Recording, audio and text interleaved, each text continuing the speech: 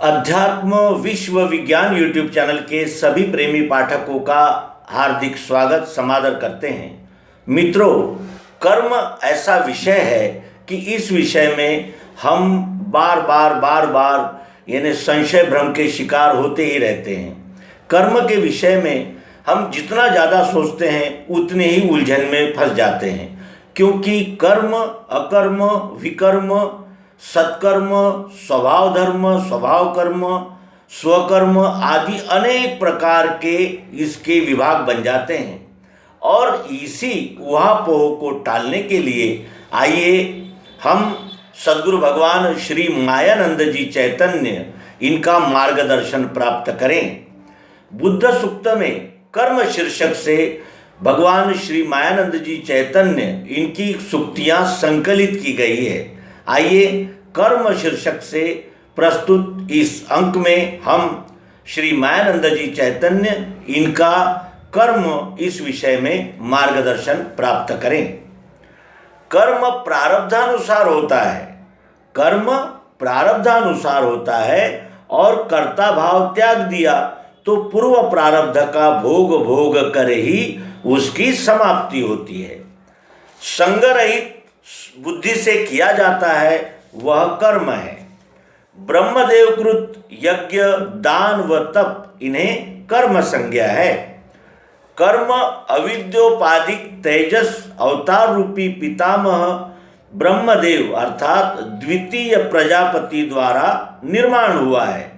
ब्रह्मदेव प्रणीत श्रुत्युक्त उपासना को ही कर्म संज्ञा है। कर्ता बनकर अर्थात कर्तृत्व की भावना रखते हुए वह करना पड़ता है। इष्ट भोग की प्राप्ति होना यह उसके आचरण का फल है। कर्म हम ही ने निर्माण किया है, अतः हमें ही उसके भोग भोगना पड़ेंगे। यदि हमने कुटिया बनाई है तो हम ही को उसका रक्षण आदि करना पड़ेगा। ज्ञानी पुरुषों को कुछ भी उद्दिष्ट नहीं होता। वह आज यहाँ पर है तो यथेच्छसि तथा कुरु इस न्याय से अन्य स्थानों में भी जाएगा। उसे काल या समय का बंधन नहीं। जिस समय हेतु का मन में उदय होगा उसी समय से उसे काल है। निर्हेतु कर्म का फल चित्त शुद्ध होना यह एक ही है। सहेतु कर्म का फल जिसके तिसके इष्टभोग प्राप्ति के अनुसार क्रमशः प्राप्त होगा। आज के कर्म का फल दशलक्ष वर्षों के बाद भी प्राप्त हो सकता है, और यदि पूर्वदैव शेष न हो तो आज ही मिल सकेगा। विज्ञानोत्तर समत्व भाव से स्वभाव कर्म होता रहना अर्थात वर्ण धर्म पालन होना यह पत्र मीमांसा कर्म कौशल्य है। विश्व चक्रांतर्गत समष्टि शक्ति की कर्मफल दृष्टि से देखते हुए शूद्र ब्राह्मण को अर्थात ब्राह्मण जाति में पैदा हुए तमोगुण प्रधान वृत्ति धारण करने वाले पुरुष को एवं वर्ण के शूद्र को उस गुण के योग्य वही फल मिलेगा। फिर वह पुरुष अपनी जाति में बड़े आदर का पात्र क्यों न हो। कर्मफल किसी जाति पर नहीं किंतु गुणों पर निर्भर करता है। जाति संस्कार के कारण मिलने वाला आदर, सम्मान इत्यादि बातें यह लौकिक है, जिन्हें यहीं छोड़कर गुणों का कर्मफल जीव के साथ पुनर्जन्म में जाता है और वही जीव की उन्नति तथा अवनति को पोषक होने वाला है। चमत्कार शब्द से कुछ वस्तु अथवा परिमित स्वरूप इस शरीर को धारण करने वाले जीव की इच्छा शक्ति का प्रकार है। यह अर्थ जब तक सत्य भासता रहेगा और उसी कर्म में जीव की प्रवृत्ति होती रहेगी तब तक अकर्म की अर्थात ईश्वरी स्वभाव के निज वर्ण के धर्म के कर्म करने की रुचि उत्पन्न नहीं होगी। रुचि उत्पन्न हुए बिना उनके तरफ ध्यान आकर्षित नहीं होगा और बिना ध्यान दिए उस कार्य की सिद्धि का कर्तव्य क्या है यह यथार्थ स्थिति से आकलन नहीं होगा। वह ध्यान की स्थिरता होने के सिवाय कर्म फल त्याग की वृत्ति भी नहीं होगी। निज पूर्व कर्म के प्राकृतिक नियमानुसार जो यथार्थ भोग अर्थात कर्म फल है, वह भोग जिस गुणों की जो विभूति होगी उसी विभूति के द्वारा प्राप्त होते हैं। सत्य संकल्पों का दाता भगवान सत्संकल्पों का दाता है, असतों का नहीं। यह सिद्धांत है। पूर्व जन्म के कुछ अन्यान्य दोषों के कारण जिस पुरुष को इस जन्म में दारिद्र्य रूप फल मिल चुका है, वह पुरुष किसी भी देवता की आराधना करे, उसका वह दारिद्र्य हरण करना किसी भी देवता के हाथ में नहीं है। और इसी कारण अवश्यमेव भोक्तव्यम कृतम कर्म शुभाशुभम, कर्म प्रक्रिया के इस कर्म फल परिपाक न्याय से निज कर्म जब तक शुभ न हो तब तक उसका वह दारिद्र्य रोग हरण करने में देवता भी समर्थ न हो सकेगी। अनेक पूर्व जन्मांतर्गत प्रारब्ध कर्मों के फल भोगों की जब तक समाप्ति नहीं होगी तब तक इस जन्म में किए हुए प्रारब्ध कर्म का फल भी इसी जन्म में न मिल सकेगा। किंतु पहले का अवशेष न रहा होगा तो कर्म फल परिपाक के अनुसार क्रमशः इसी जन्म में, अगले जन्म अथवा अनेक जन्म के पश्चात ही वह फल भोग प्राप्त होगा। कर्म फल भोग भी आदि भौतिक, आदि दैविक व आध्यात्मिक इस भांति त्रिविध रहता है। पुरुष ने स्त्री वेश धारण किया तो भी उस स्त्रीय देह का सुख दुख उसे नहीं भासता।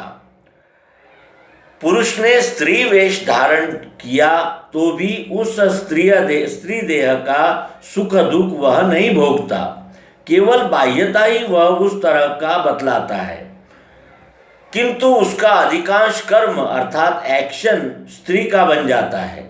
इसी तरह मनुष्य का कर्म सदैव वृत्ति से गौ सरीखा हो और मरण समय में उसकी भावना में यदि हाथी का चित्र आंखों के सामने आया हो तो वह पुरुष अगले जन्म में देह से हाथी बनेगा, किंतु उसका कर्म उस देह में भी गौ सरीखा ही रहेगा।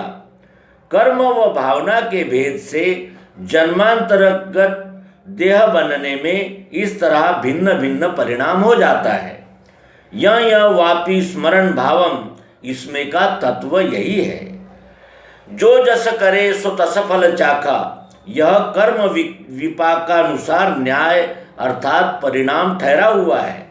आप जैसी बुरी या भली इच्छा करोगे उसी प्रकार से काल के नियमानुसार चक्र नेमी क्रम से फिर आप में ही उसका लय होगा।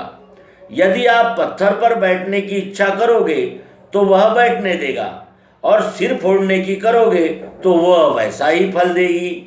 जिस स्थान से जो भावना प्रकट होती है वह यथा न्याय फल का ग्रहण करती हुई लौटकर फिर अपने उदय स्थान में ही लीन होती है। सबका विज्ञान एक करके सिर्फ कर्मों के ही 4 कर्म विभाग करना चाहिए, नहीं तो बहुशाखायनस्ताश्च बुद्धयो व्यवसाय नाम करने का श्रेय प्राप्त होगा।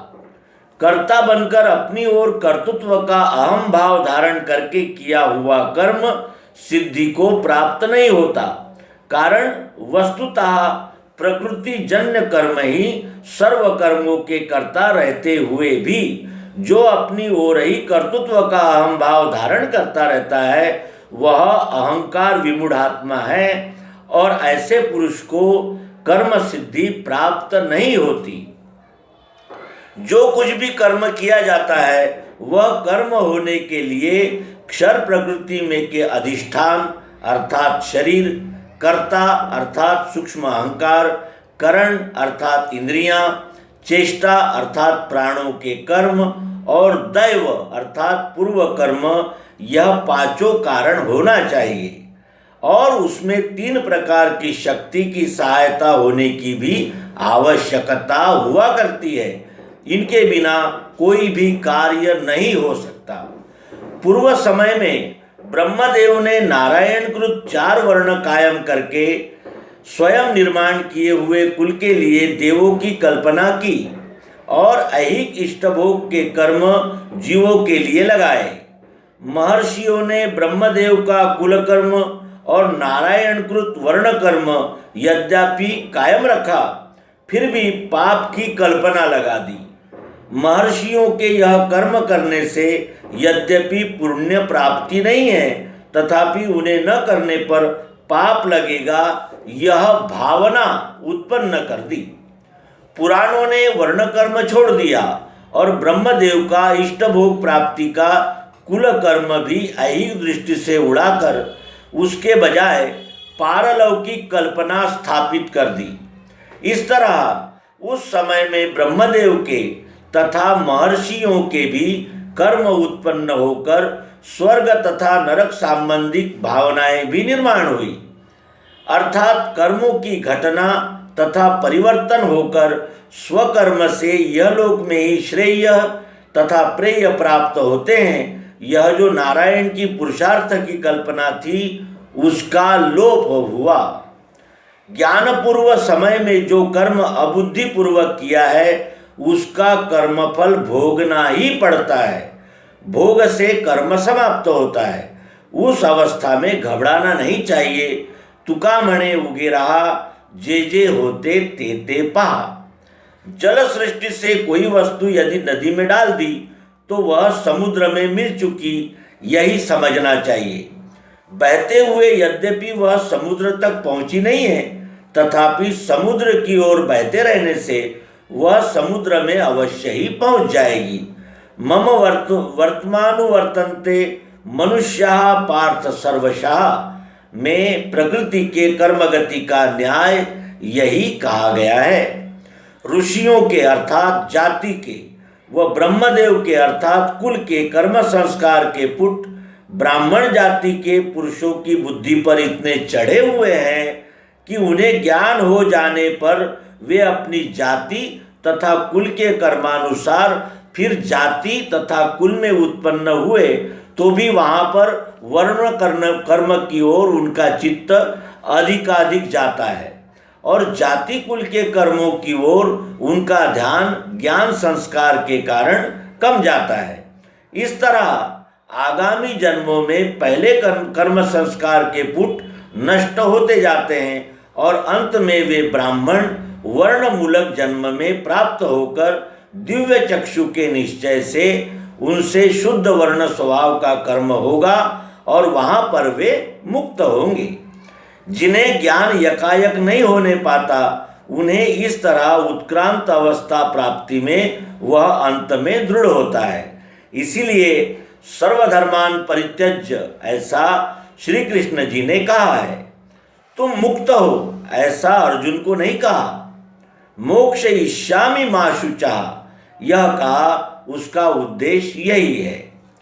जिस जिस समय विश्वरूप परमेश्वर की प्रकृति के अनुसार विश्व के श्रेष्ठ पुरुषों को बढ़ने वाले कलहाग्नि से शांति प्राप्त होने की तीव्र इच्छा होती है, उस समय प्रकट करने योग्य एकमात्र उपाय सर्व कर्माखिलम पार्थ ज्ञाने परिसमाप्यते विज्ञान का अर्थात अनुभव युक्त अध्यात्म ज्ञान का शिक्षण फैलाना यह है। जगत में के सभी लोग सांप्रदायिक बंधनों में पूर्णतया फंस गए हैं, अतएव कलियुग संज्ञा प्राप्त हुई।